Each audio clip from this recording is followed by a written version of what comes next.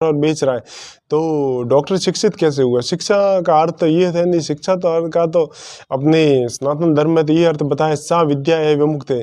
तो जो डॉक्टर है जिसको आप शिक्षित कहते हैं, पढ़ा लिखा कहते हैं, वो चोरी कैसे कर रहा है? जिसको इंजीनियर को आप पढ़ा लिखा कहते हैं, वो चोरी कैसे कर रहा है?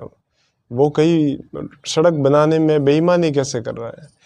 और कई आप देखोगे कई मुद्दे ऐसे भी आते हैं जिसमें बड़े बड़े अधिकारी हैं, पटवारी आदि जितने भी कोई भी काम कराने जाते हैं तो उनसे रिश्वत मांगते हैं, कई रिश्वत का पैसा लेते हैं। कई व्यक्ति है जो जैसे इनकम टैक्स और जीएसटी ऑफिसर है, तो वो कई प्रतिष्ठानों पे जाते हैं, प्रतिष्ठानों को 50 लाख टैक्स बाकी होता है तो टैक्स मांगते हैं उनके पास, और प्रतिष्ठान वाले जब उनको 5 लाख जेब में डाल देते हैं तो 50 लाख नहीं मान के और वो रफा दफा मामला कर देते हैं।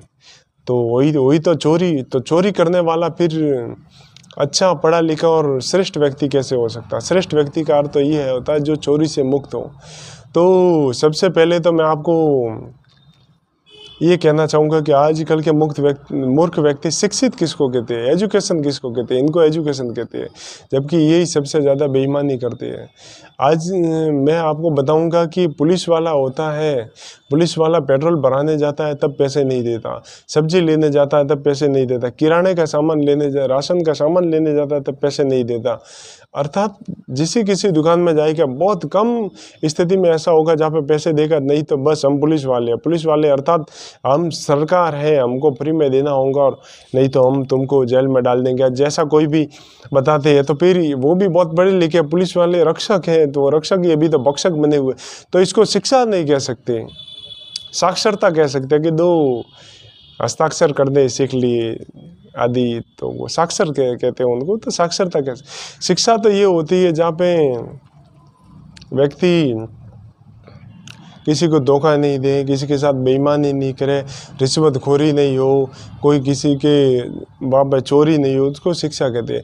पहले के व्यक्ति आप देखोगे तो श्री रामचंद्र जी और कई नेता कई मतलब क्षमा करना नेता नहीं, राजा ऐसे थे जो विदेशों में और कई बड़े बड़े सम्मेलनों में खड़े होकर कहते थे कि मेरे देश में कोई शराबी नहीं है, मेरे देश में कोई चोर नहीं है।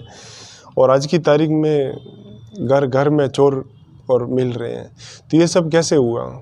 ये कारण है मैकॉले शिक्षा पद्धति, जिसमें व्यक्ति को मानसिक रूप से मूर्ख बना दिया जाता है, जो सबसे पहले तो अपने संस्कृति, अपने देश, अपने राष्ट्र, अपने माता पिता के बारे में गलत बोलता है, गालियाँ देता, और ये स्थिति है।